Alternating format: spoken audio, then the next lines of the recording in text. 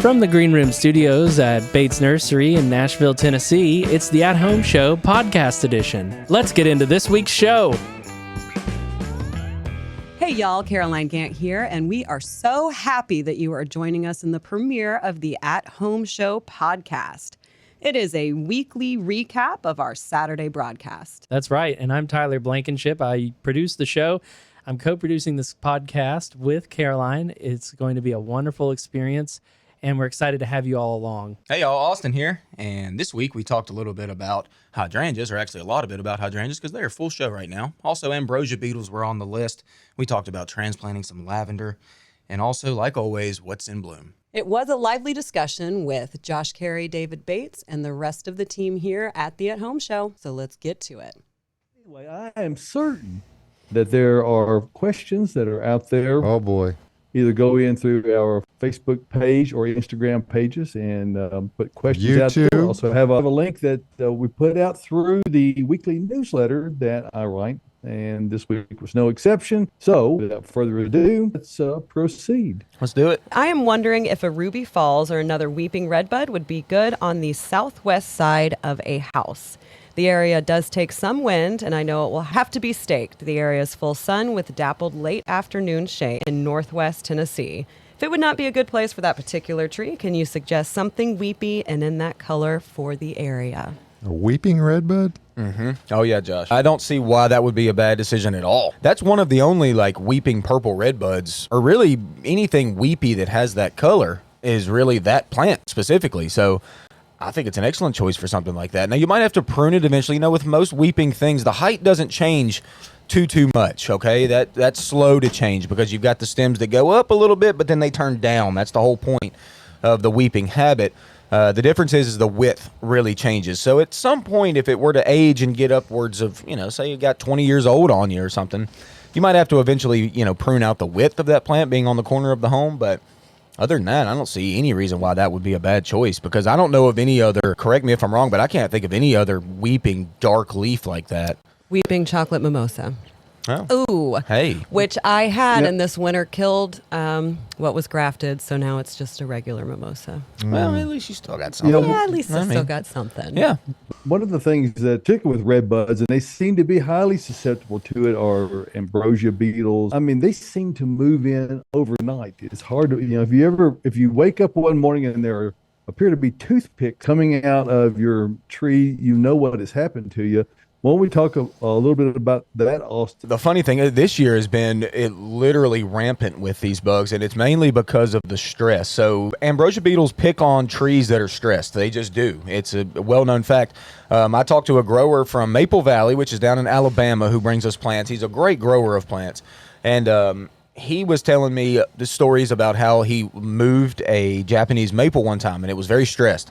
And after he had moved it and tried to transplant it and relocate it, it very quickly got ambrosia beetle, and it was just because of the stress of the plant. And I don't know what kind of signals that trees give off or whatever, but it's a stress thing. And whenever that happens, ambrosia beetle can move in very quickly. And whenever they do, it's a battle you're not going to win. I'm sorry. They're a plant killer.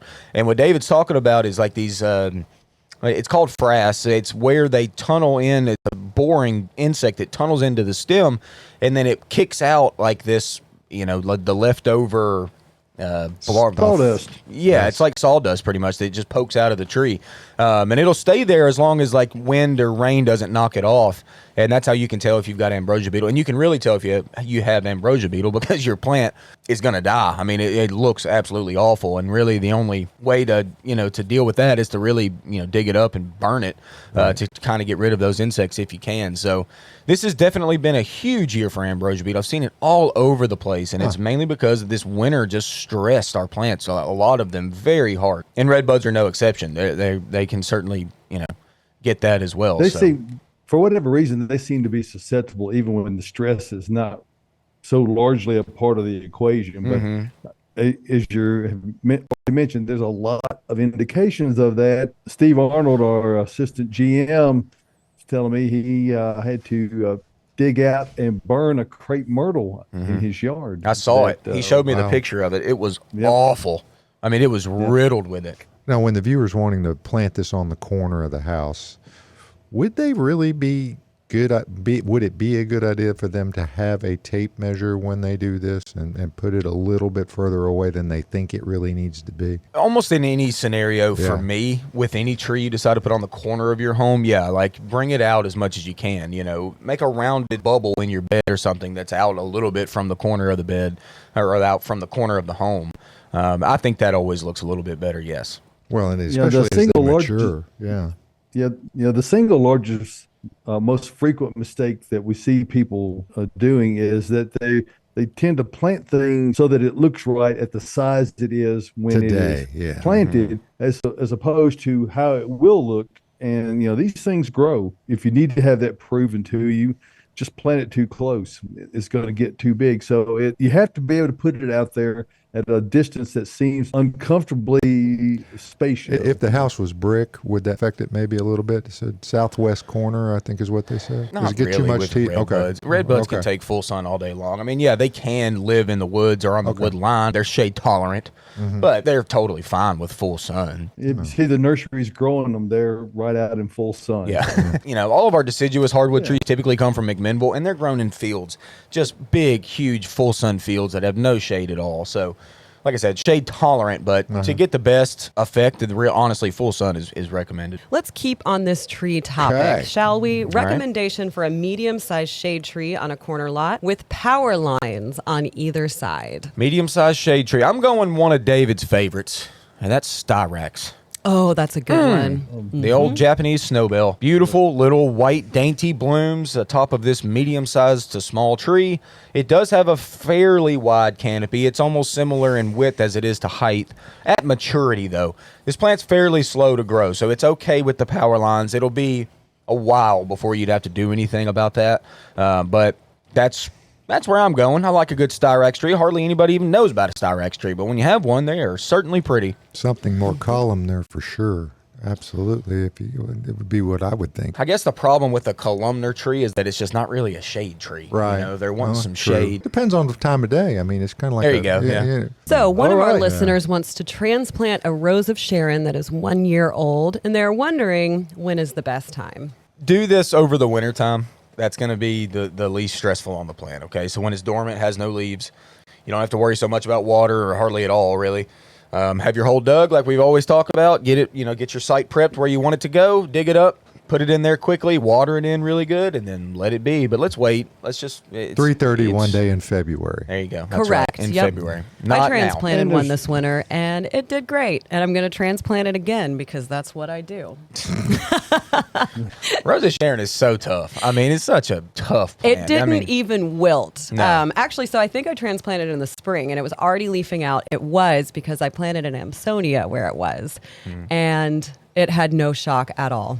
You can't hurt a Rose of Sharon. No, you can't. Maybe it's feelings, but not physically. Can't hurt his feelings either. It's fine. It's all happy. Right now, they are in full show. I get money right now. Okay, let's talk about lavender a little bit. All my lavender got incinerated by this heat. What variety does best in our climate?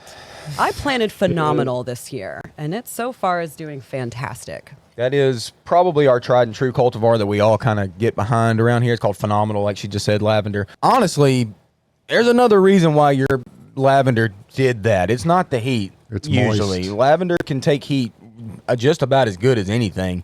It's usually what's going on beneath the soil level with lavender, and it really needs a well-drained scenario. Even like a gravelly type mix you can mix in kind of with your soil, or some people even use sand a little bit. I'm not big on sand all that much, but I don't think it was the heat. Hop in real quickly because I was just talking about mine that I planted this year. And I have two others that I planted, and I did use garden mix. All my other plants are doing great. The lavender is doing okay. And then in a different bed, like Austin was saying, I used Enlighten which is Earth Mix Expanded Shale, and I put it underneath because Austin had actually suggested that. And that is the one that is not struggling at all. It looks gorgeous. It's in full bloom right now, and it's gotten huge. And this is the first year that I've had no issues whatsoever with lavender. And she's talking about expanded shale, which is those little tiny rocks pretty much is what it looks like to y'all.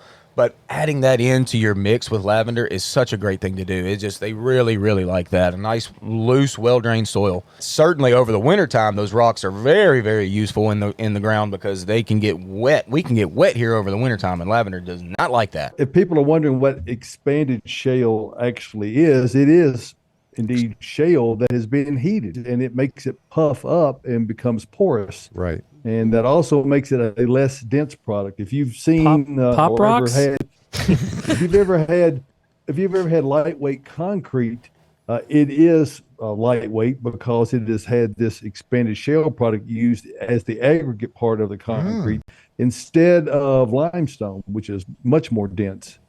The At Home Show is brought to you by EarthMix Garden Products, creating high-quality, sustainable soil blends and amendments in the Southeast. It's hot and your plants need some mulch. Why not use Fines by EarthMix? Their finely shredded pine bark mulch offers unmatched moisture control and fantastic texture in your garden. Not only a great mulch, but an excellent soil conditioner to assist with drainage in beds and containers. Visit earthmix.net for more information and a list of retailers near you. Remember, success begins at the ground level when you choose EarthMix Garden Products. Barbara's asking, do you have suggested plants for a small rain garden, like around a downspout? My go-to on this always is switchgrass. That's a great I one. love my switchgrass. It's only like 4 to 5 foot tall, stays nice and tidy, very upright, handles that water just fine. There's a lot of different rain garden plants. We get this a lot. There's a lot of builders in Nashville that once they finish a home, they have to install like a rain garden, and they come out here and they ask us, and we've got a whole list of plants that are rain garden approved. Something like Itea comes to mind. It's a good little rain garden plant that's got really pretty fall color, a great little bloom. It's an underused plant, really. A lot of people don't know about it. Sweet Spire is a common name. And there's a dwarf variety that doesn't get all that big. You're talking 3 to 4 feet tall. That's about it. I've got another, I heard about Golden Alexander, which is a host plant for the swallowtail butterfly. And I planted it right where my AC unit drains. And in the summer, it's literally like a puddle, and it's doing just fine. There's a whole lot of different looks you can get and still be able to manage a wet spot and have a good look in the process. Nyla is asking, my snake plant is producing 2 babies. Is it okay for me to repot her in earth mix now, or should I wait until after the babies have come through the soil more? You can repot it now. Those are really, really, really hardy plants, especially when they start growing pups, but they like to be really tight in their pot. So I suggest if those pups, those new little plants that are coming up, are not pushing against the pot or close to it, I would leave it in that pot until next year and then repot it. But now is the time to do it if you want to go ahead and it's pushing out of that. And Earth Mix Proganics I, if that is accessible to you, is a great thing to use with that. I usually mix a little bit of perlite to help with drainage because those like to stay dry. But congratulations, you got some babies on that snake plant. Hey, you want to know Yay. about my snake plant real quick? Yes, we are dying to know about it. I've had the same snake plant in a pot for 12 years. How does it look? Oh, at the moment, it looks absolutely awful. But that's just because I recently had my daughter cut it back. 12 years in the same pot's a little tight. Caroline's talking about how they like to stay tight, and they do. But this one... That's real tight. Real tight. So I had her cut every single leaf to the dirt. Every single one of them to the dirt. I've got no foliage whatsoever, except they're starting. It's coming back. It's totally fine. Wonder if there's a connection. Yeah. Yeah. Weird, huh? But Cause and effect, you say? there's no foliage, but there is a singular bloom spike. It is blooming right now as we speak. This tall bloom spike with no foliage below it that is starting to come back. So there you go. Like Caroline said, very hardy plant. I've had it forever, and it is tight.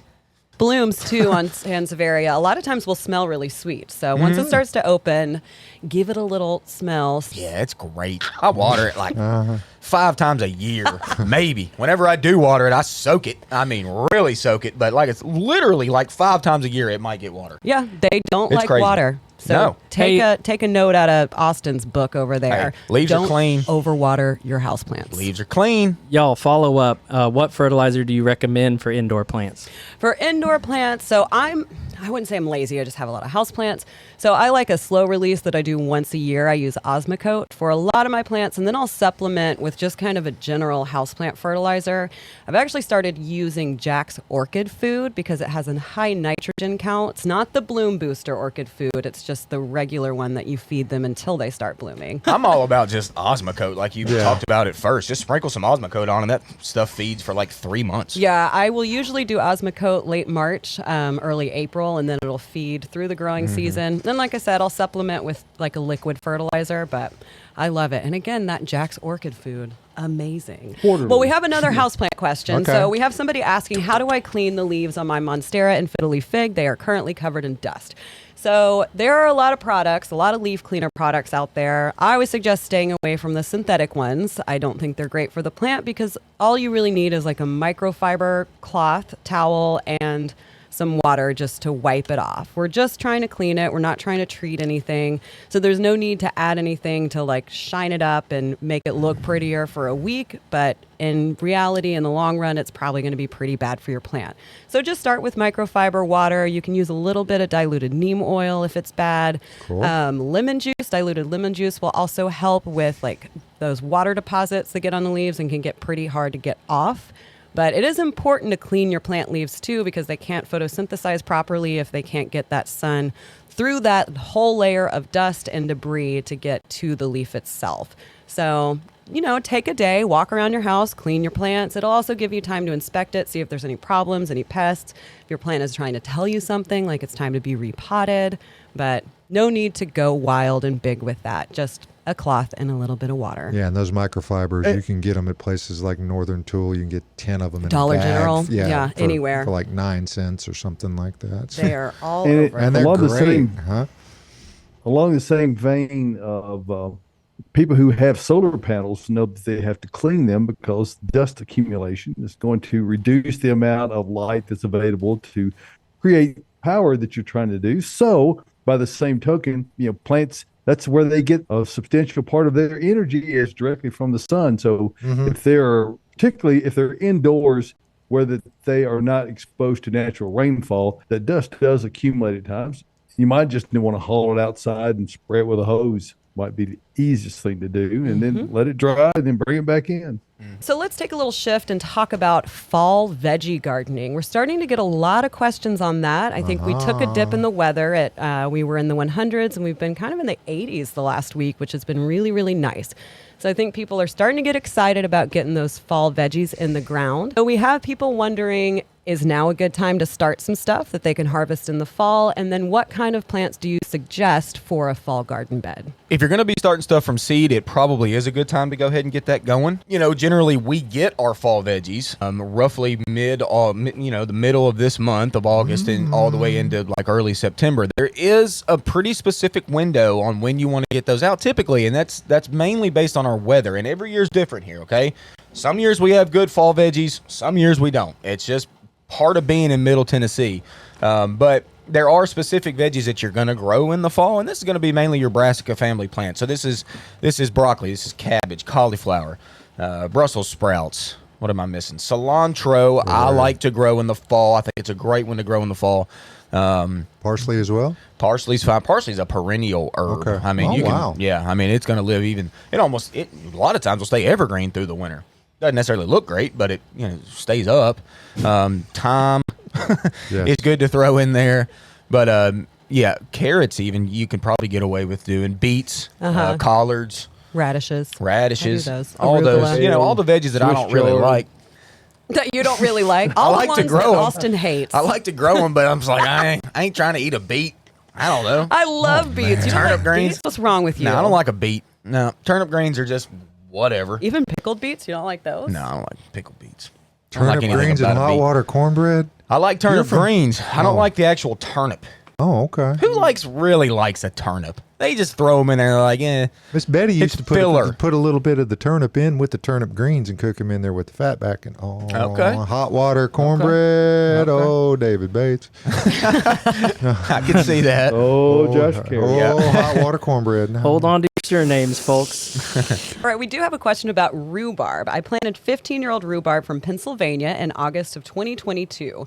We had 3 small pulls this spring, and it was very healthy. What Earth Mix product do you recommend to protect it this winter? How and when to apply? I'm surprised that they got it to grow. I know, me too, actually. It's great in Pennsylvania. My grandmother lives in Pennsylvania. yeah. She used to grow rhubarb. It was great up there. Down here, it can be a little tricky, so I'm happy that you've got it doing well. But if you're going to top dress with a product, probably going to be our Supernatural, which is our compost blend that we have here, and it's always a good time to put that down. I don't care if it's summertime, wintertime, springtime, whatever. If you want to add organic material with a compost blend, like adding our Supernatural mix is the way to go for that. So. Additional support for the At Home Show is brought to you by Bates Nursery, a third-generation garden center located in Nashville, Tennessee, offering the widest selection of plants and gardening supplies from large trees to houseplants, from seeds to soil. Their knowledgeable staff will assist you with all your gardening needs. Open year-round, minutes from the heart of Nashville and beautiful Whites Creek, Tennessee. Browse their selection online anytime at batesnursery.com. Bates Nursery and Garden Center, beautifying Nashville since 1932. Have to know what's in bloom with Austin. All right, let's do it.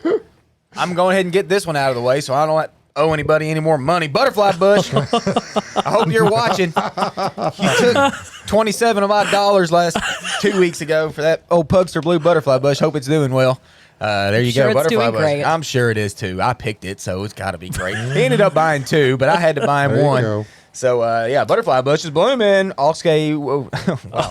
And when we go to trees, What let's language go. is that? I know. Rosa Sharon, like we talked about earlier, just money this year. Just money. They're beautiful. Crepe myrtle still going, of course. They go forever. Mimosa still showing off, okay? Shrubs, hibiscus, beautiful. I love hibiscus. Just massive blooms. I'm just a sucker for massive blooms. Hydrangeas, got to. All your limelights are looking good. I bet all your limelights are flopping a little bit right now. Am I right? Yeah. Mine are flopping a little bit. Probably. It's been wet. Wet in the summer means floppy hydrangeas typically. I'm sorry about this, but It's okay. it's part of it. They're still pretty.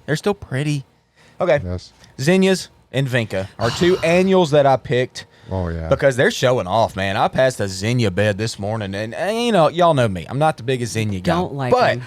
they not the put biggest these in zinnia guy. tight.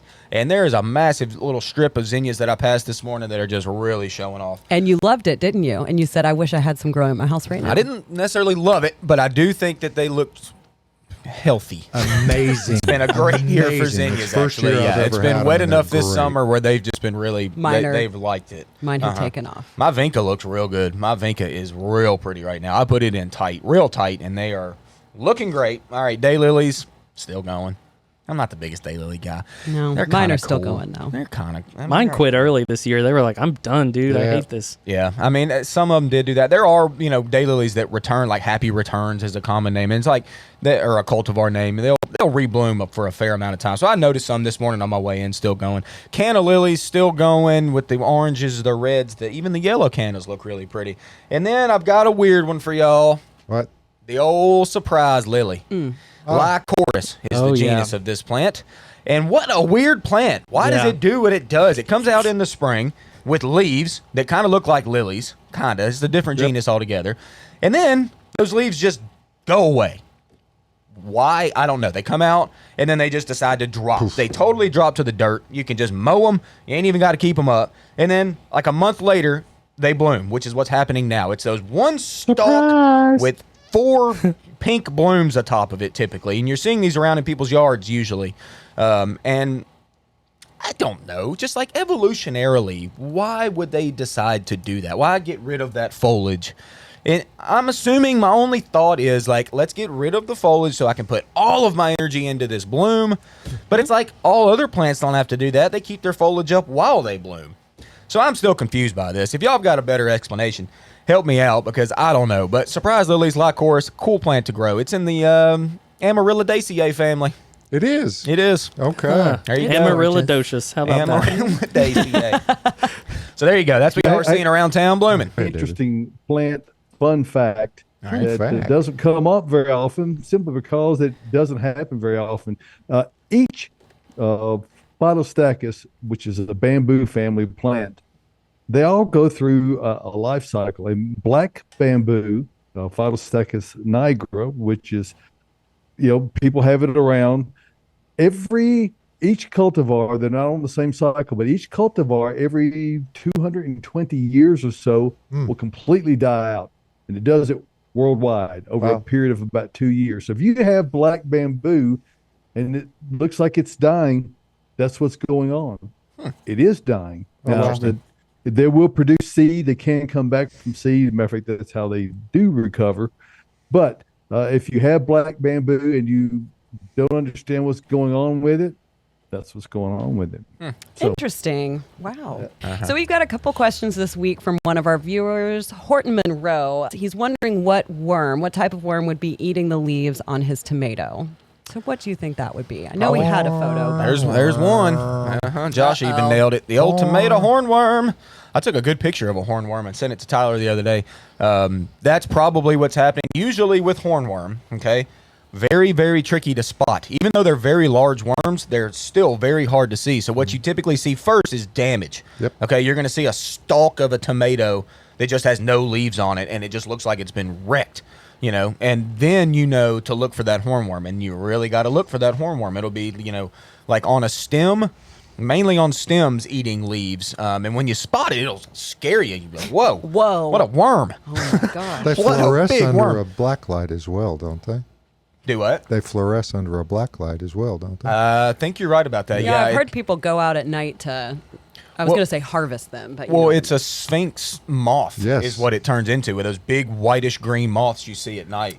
Chickens love them, I understand as well. Oh, God, yeah. That's a good point. But, yeah, we picked off 3 or 4 off of my tomato plant. So, yeah, go out there and look for them. Google tomato hornworm so you know what you're looking for, because they are hard to see.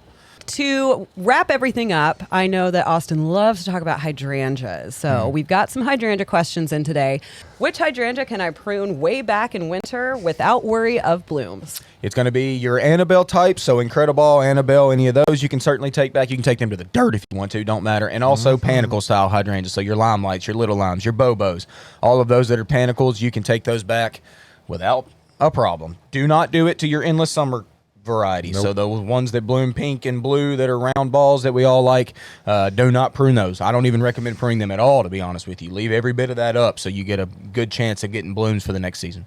And speaking of that type of hydrangea, why isn't my Seaside Serenade hydrangea blooming? Well, It's not by the ocean. There it is. It's not by the ocean. Okay. Can't see the beach. I'm wondering if you planted it recently. It may not bloom this year. I hate to say that, but it may not. And there's a Seaside Serenade collection. I'm not sure which one. There's like arborescens type, but there's also macrophylla types of the Seaside Serenade. So I need to know which one. But if it is the macrophylla types, none of them bloomed this year, y'all. We had that late frost that just whacked all of those macrophylla hydrangeas. None of us are getting good blooms this year with none those. of mine have bloomed. I was so excited about them too. Yeah. It's not happening. Stargazer didn't do a thing. Oh. Hydrangeas That's are why great though. we plant a lot of variety of things, because not everything does great every year. That's right. It's just That's the right. nature of it. Just no blooms. So Hey, you see on the map up there, I pulled that up just to kind of show, the storms kind of moved into the West Tennessee area. We might get a little bit here in the middle Tennessee, but again, be weather aware as we go through every day this time of year.